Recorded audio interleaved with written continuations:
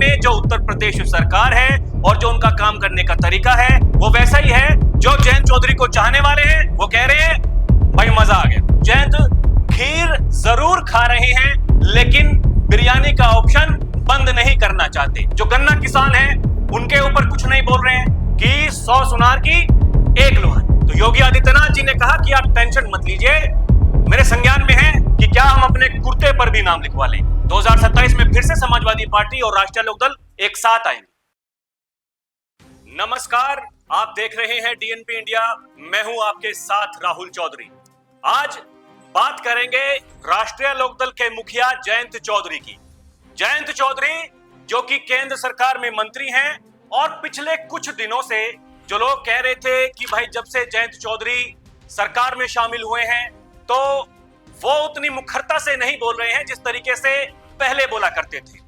तो जयंत चौधरी पिछले कुछ दिनों से जो लाइन उनकी थी, जो पिच उनकी थी, वो उसी पर बैटिंग कर रहे हैं। मैं ऐसा क्यों कह रहा हूं दर्शकों? मैं ऐसा इसलिए कह रहा हूं क्योंकि एक बार फिर से जयंत चौधरी के एक ट्वीट ने माहौल गर्मा दिया। जयंत चौधरी के निशाने पर अब उत्तर प्रदेश की पुलिस है। ये देखिए, जयंत चौधरी ने एक ट्वीट किया और उस ट्वीट में उन्होंने कहा, जो सार है उस ट्वीट का, लोग ये कह रहे हैं कि अब जयंत चौधरी के निशाने पर है उत्तर प्रदेश पुलिस नमाज को लेकर। क्या है पूरा मामला, हम आपको बताते हैं। दरअसल उत्तर प्रदेश के मेरठ में ईद को लेकर सख्त कदम उठाए गए। मेरठ पुलिस ने इसको लेकर फरमान जारी किया जिसमें कहा गया कि ईद की नमाज सड़कों पर अदा नहीं की जाएगी, ऐसा करने वालों के खिलाफ कानूनी कार्रवाई होगी और उसके पासपोर्ट भी रद्द कर दिए जाएंगे। मेरठ पुलिस के इस फरमान पर केंद्रीय मंत्री जयंत चौधरी का बयान सामने आया है। उन्होंने कहा कि ऑरवेलियन 1984 की ओर पुलिसिंग, जो उनका मतलब है वो ये है, वो कहना चाहते हैं कि जयंत चौधरी के इस ट्वीट का जो मतलब है वो ये है कि कहीं ना कहीं मेरठ पुलिस के इस फरमान के जयंत चौधरी खिलाफ नजर आ रहे हैं और जयंत ये कहने की कोशिश कर रहे हैं कि मौजूदा पुलिसिंग या शासन व्यवस्था वैसी हो गई है जैसा कि जॉर्ज ऑरवेल की उपन्यास 1984 में बताया गया है, जिसमें एक निरंकुश सरकार होती है जो लोगों के हर गतिविधि पर नजर रखती है और उनकी स्वतंत्रता को सीमित करने की कोशिश करती है। तो एक उपन्यास जो लिखा गया था 1984 की, वो याद दिला रहे हैं कि वर्तमान में जो उत्तर प्रदेश सरकार है और जो उनका काम करने का तरीका है वो वैसा ही है जैसा कि उस उपन्यास में लिखा गया था। अब जब से जयंत चौधरी ने ये कहा है, तमाम तरह की बातें की जा रही हैं। कुछ लोग ये कह रहे हैं कि जयंत चौधरी अब मजबूर हो गए हैं अपनी पिच पर खेलने के लिए। ये देखिए, क्योंकि देखिए दर्शकों, सोशल मीडिया का जमाना, यहां लोग कुछ भी कहते हैं, कुछ भी पोस्ट करते हैं। तो वही मैं कह रहा हूं, जो जयंत चौधरी को चाहने वाले हैं वो कह रहे हैं भाई मजा आ गया। जयंत चौधरी को जिसलिए जाना जाता है, जयंत चौधरी वो काम कर रहे हैं। देखिए, ये एक भाई साहब हैं, पत्रकार हैं, इनका ऐसा कहना है, जो ट्वीट इन्होंने किया, इनका कहना है कि जयंत खीर जरूर खा रहे हैं लेकिन बिरयानी का ऑप्शन बंद नहीं करना चाहते। पार्टी काडर से भी आवाज आ रही है, चौधरी साहब भाईचारा जिंदाबाद के कैंपेन जारी रखें। यानी जो पहले से चलता आ रहा है कि जयंत चौधरी भाईचारे की बात करते हैं, या उससे पहले उनके पिताजी चौधरी अजीत सिंह जी वो भाईचारे की बात किया करते थे, चौधरी चरण सिंह जी अपने समय में वो भाईचारे की बात किया करते थे। तो ये जो बातें हैं जिसके लिए जाना जाता है राष्ट्रीय लोकदल पार्टी को कि वो किसानों की बात करती है, वो किसी कास्ट को बढ़ावा नहीं देती और किसी धर्म को बढ़ावा नहीं देती, भाईचारे की बात है। यानी भाईचारे में जिस तरीके से सभी मिलजुल कर काम करते हैं, अब जयंत चौधरी वही काम कर रहे हैं। मैं क्यों कह रहा हूं? मैं इसलिए कह रहा हूं क्योंकि देखिए, पिछले कुछ दिनों में जो कुछ हुआ है, आप एक बार उन पर गौर कीजिएगा। जो लोग ये कह रहे थे कि भाई जयंत चौधरी जो गन्ना किसान है उनके ऊपर कुछ नहीं बोल रहे हैं, तो बीते दिनों एक मुजफ्फरनगर में एक भाषण के दौरान कहा जयंत चौधरी ने कि 100 सुनार की एक लोहार। उसका क्या मतलब है? उसका मतलब मैंने जाना पार्टी के कई नेताओं से, तो उन्होंने कहा कि एक जो मीटिंग हुई थी योगी आदित्यनाथ के साथ में महाकुंभ के बाद, जब पार्टी के सभी जनप्रतिनिधि वो मिलने पहुंचे योगी आदित्यनाथ से, और ऐसा कहा गया कि उन्होंने किसानों की आवाज वहां पर जाकर के उठाई, बात की और कहा कि ये जो मांग की जा रही है वो बिल्कुल ठीक है।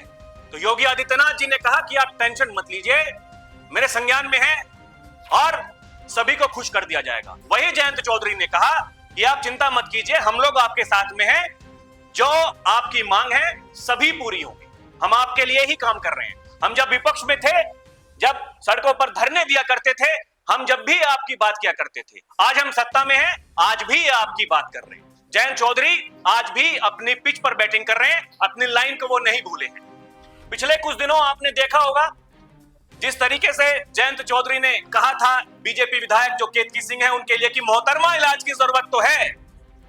क्यों कहा था उन्होंने कहा था जो केतकी सिंह है बीजेपी की विधायक, जब उन्होंने कहा कि जो मेडिकल कॉलेजेस होते हैं उनमें मुसलमानों के लिए अलग से विंग बनाया जाए। इसी के बाद जयंत चौधरी ने कहा कि मोहतरमा इलाज की जरूरत तो है। तब भी दो तरफा मतलब निकाले गए जयंत चौधरी के कि भाई वो कह क्या रहे हैं, भाई सही कह रहे हैं कि भाई इलाज की जरूरत तो सबको है, लेकिन मोहतरमा जो उन्होंने कहा वो केतकी सिंह को कहा कि मोहतरमा इलाज की जरूरत तो है।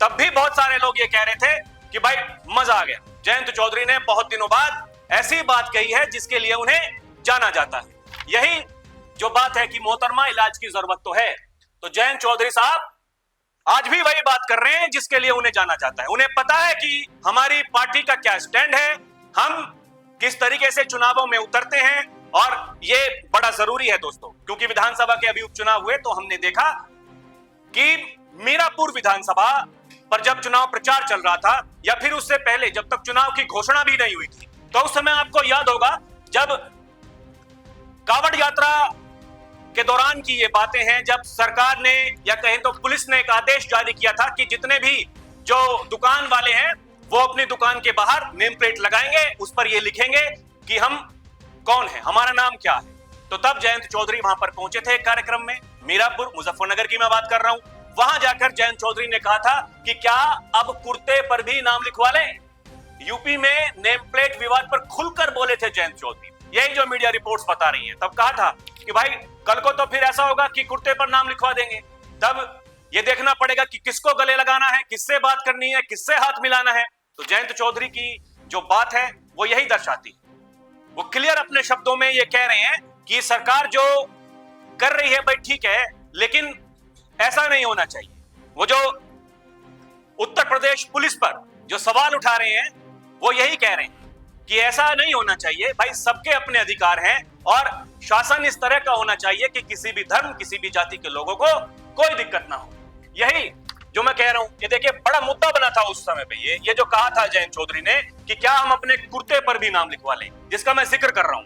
वहां पहुंचकर तब तमाम तरह की ये बातें चली कि देखिए अपनी ही सरकार के खिलाफ, अपने ही प्रशासन के खिलाफ बोल रहे हैं जयंत चौधरी। मैं अपना क्यों शब्द इस्तेमाल कर रहा हूं, मैं अपना इसलिए कर रहा हूं क्योंकि सरकार में शामिल है, वो चाहे केंद्र सरकार में हो या फिर उत्तर प्रदेश सरकार में हो। भाई कैबिनेट मंत्री हैं रालोद के खाते से, अभी खबरें चल रही हैं कि एक और मंत्री बनेगा अगर मंत्रिमंडल का विस्तार होता है, तो सरकार में शामिल है जयंत चौधरी, भले ही वो केंद्र सरकार हो, राज्य की सरकार।